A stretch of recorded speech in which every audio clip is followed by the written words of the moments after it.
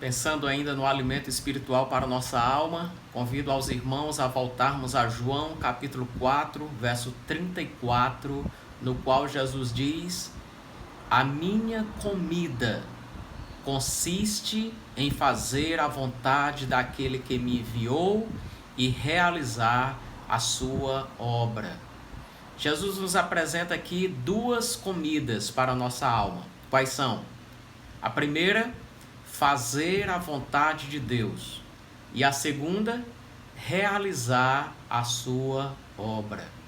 Primeiramente, Jesus nos apresenta a obediência, porque sem obediência a Deus, não podemos realizar a sua obra.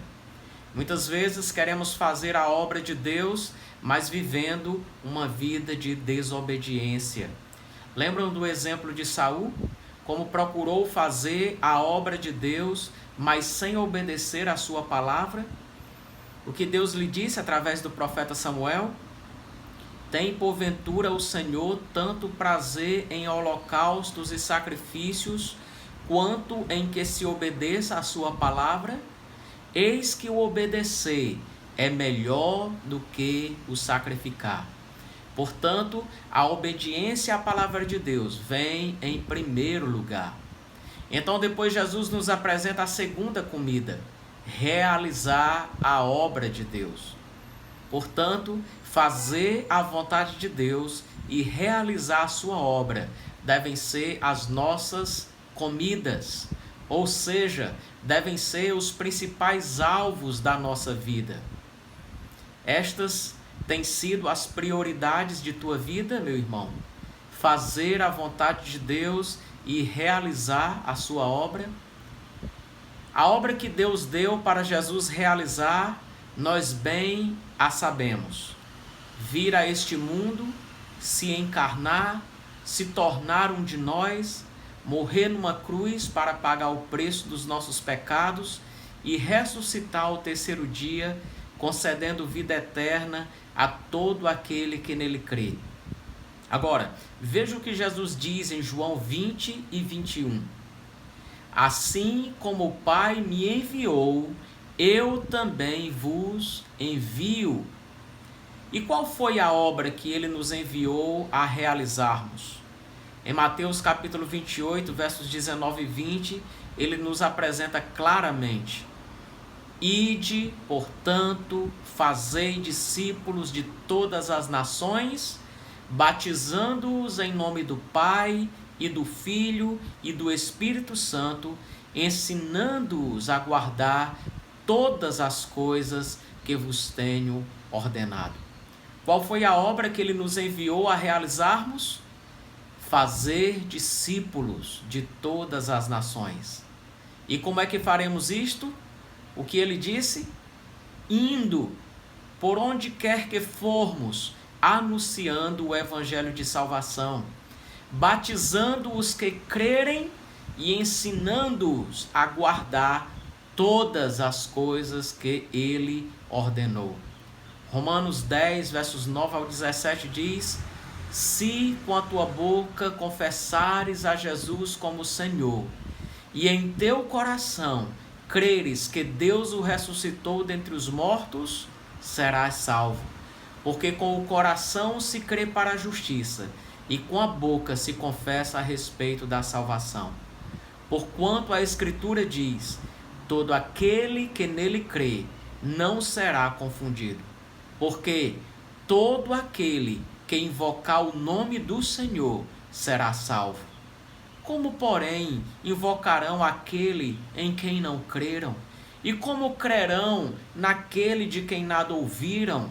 E como ouvirão se não há quem pregue? E como pregarão se não forem enviados?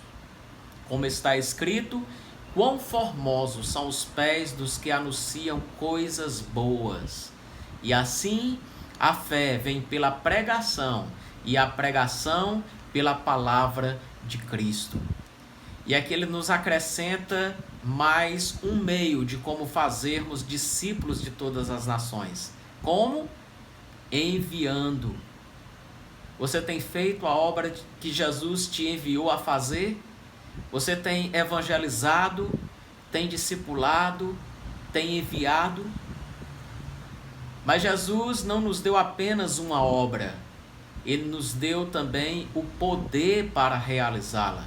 Em Atos 1:8 ele diz: mas recebereis poder ao descer sobre vós o Espírito Santo, e sereis minhas testemunhas, tanto em Jerusalém como em toda a Judéia e Samaria e até aos confins da terra. Não podemos realizar a obra que Jesus nos enviou a realizarmos com as nossas próprias forças. Dependemos totalmente do seu poder. E isto nos leva de volta à necessidade de termos comunhão diária com Ele. Temos a tendência de passarmos muito tempo na seara do Senhor e pouco tempo com o Senhor da seara. Lembram do exemplo de Marta? Como procurava servir a Jesus de um lado para o outro, de uma forma e de outra. E o que fez Maria, sua irmã, quedada aos pés de Jesus, priorizou a sua comunhão com Ele. Até que Marta, indignada, suspirando, disse a Jesus: não te importas que eu esteja aqui te servindo sozinha?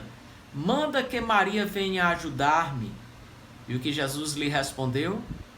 Marta, Marta, andas muito inquieta e te preocupas com muitas coisas. Maria, porém, escolheu a melhor parte, e esta não lhe será tirada. Para fazermos a obra que Jesus nos enviou a realizarmos, precisamos priorizar o nosso tempo com Ele. Em João 15:5, ele diz: porque sem mim nada podeis fazer. Isto nos leva também a uma atitude de humildade. Colossenses 3:17 diz: e tudo o que fizerdes, seja em palavras, seja em ação, fazei-o em nome do Senhor Jesus, dando por ele graças a Deus Pai. E nos versos 23 e 24 ele diz: tudo quanto fizerdes, fazei-o de todo o coração, como para o Senhor e não para homens, cientes de que recebereis do Senhor a recompensa.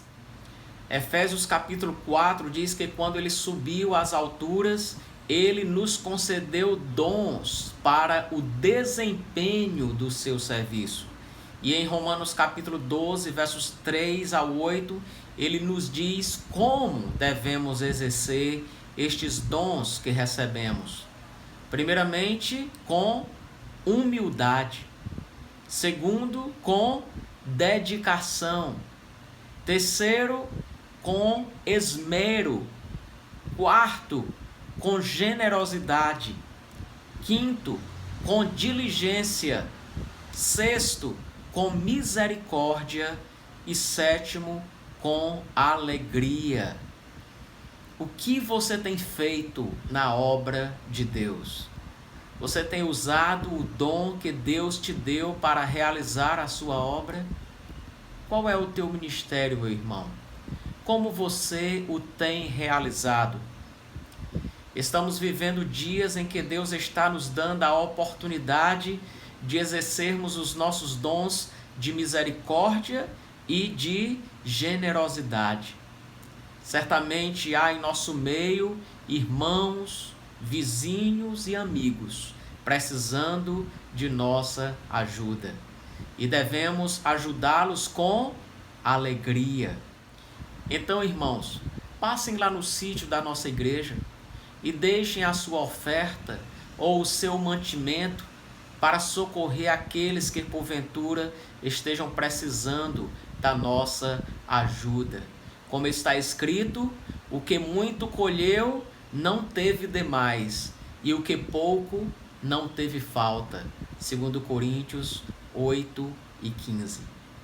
Irmãos, que a nossa comida consista em fazer a vontade daquele que nos enviou e realizar a sua obra conforme a sua vontade.